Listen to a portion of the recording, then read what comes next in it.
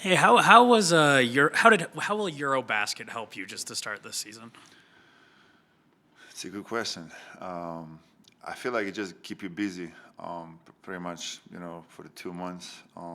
Just being in that basketball mindset, playing the competition, really good competition, good basketball. Obviously, totally probably different sport than NBA, but it's definitely make you. Um, I feel like almost in the season type of move, like.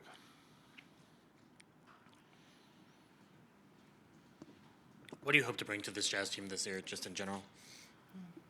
Just to help young guys to grow. Encourage them to make mistakes. It's okay. Just as long as you want to get better. Um, Help the coach, and team as much as I can on the floor. Um, be a positive.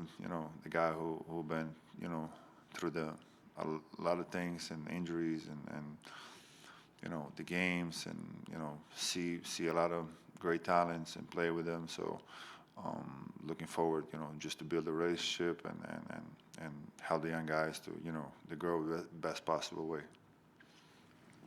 On the other side of that, how does being around such a young team help push you at this stage of your career? Um, we about find out. I don't know. I feel like the excitement for me just to being able to know what I can bring to the table, but also, the young guy is going to challenge you every day, practice and the games and, kind of be around you and just to push you, even better to be as a player. But that's a good thing. Yusuf, welcome to Utah. Thank you. Tim Lacombe, Jazz Radio. Watched you a lot come through, put your shoulder into guys, pretty good. Assume that physicality will be a piece of that. But do you see this as kind of a fresh start, new opportunity, fresh start, clean slate? Yes, I mean, like you said, it's a physical game, and I think the young guys will have to understand that no matter what happened that night, the next night is going to be even harder.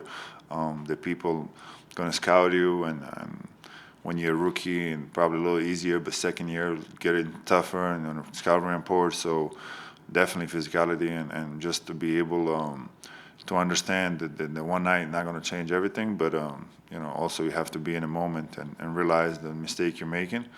But also for me, like you said, fresh start and feeling wanted, and at the same time, it's a lot of great minutes and basketball. So.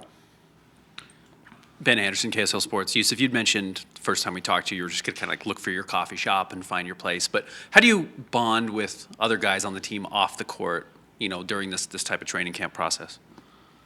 I mean, the training camp is, by nature bonding, just every day. Not sure how many practices we're gonna have a day, but you're gonna be pretty much whole day in the gym for the next week or so. That's kind of you're spending more time with your teammates than you're with your family. So that's how season is. So to be honest with you, the bonding gonna come naturally, especially in the season when the never too high, too low, especially with young guys. And you know, will be the time for hang out, will be the time for the practice, for the watching the film and mistakes to the to some wins. Yusuf, I'm wondering what your impressions have been the last couple of years of Walker Kessler, just seeing him play, and kind of how you think that you can help him or push him or complement him now that you're teammates. I mean, he been great so far in the league, and mostly known as a shot blocker and defending the paint, which is such a high stake that you have. But also, I think that what waiting for him is he's still young and developing. So probably what I will suggest setting better screens and showing him that way. We'll see the passing and obviously shooting in this game is. Yeah, I guess everybody have to be shoot it in a certain way to being able to play in NBA, or you have to do certain things really good that you can keep on the floor. So step by step, but he's definitely still young and still can improve so much, and I'm looking forward to that.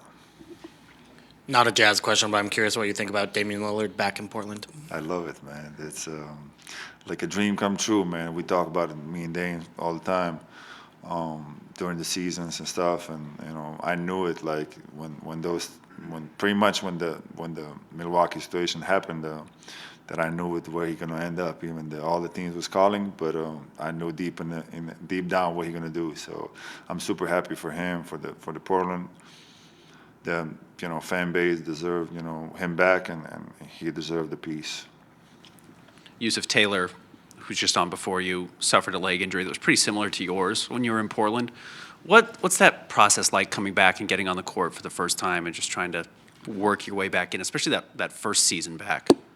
I think the biggest takeaway for me was not rushing back. I have a couple case scenario. They was trying to bring me a little earlier, and didn't like the vibe, so didn't like my body, the way it respond. But then COVID hit for me, kind of extend the period of the recovery, so kind of saved me in a way. I'm not sure if I could kind of tolerate to not play and almost ready to play. But I think that's the biggest takeaway, to not rush with certain injuries, especially longer recoveries. The body not used to play 40 minutes or 30 minutes. It depends. Any situation is different. But even those minute restrictions you're getting, at some point you're going to be off that limit. And I feel like that's the body, because you didn't play the games for a year or whatever it might be. Then you put yourself in position that the body not used to play, every day or back-to-backs or certain things. So I think that's the biggest takeaway.